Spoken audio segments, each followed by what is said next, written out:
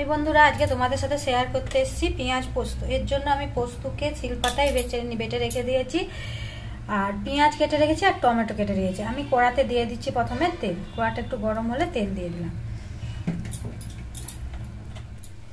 তেলটা একটু গরম হয়ে গেলে এতে দিয়ে দিচ্ছি পেঁয়াজ।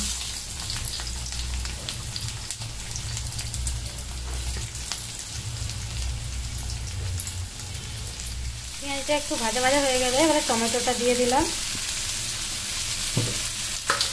একটু নরম করার জন্য একটু নুন দিয়ে দিচ্ছি।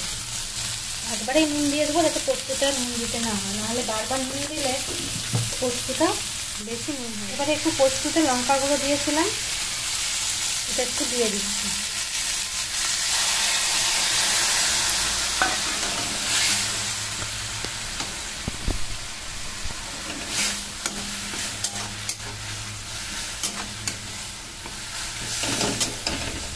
যখন এটা একটু শুকনো শুকনো হয়ে আসবে তখন এবারে এটা নামিয়ে দেবো।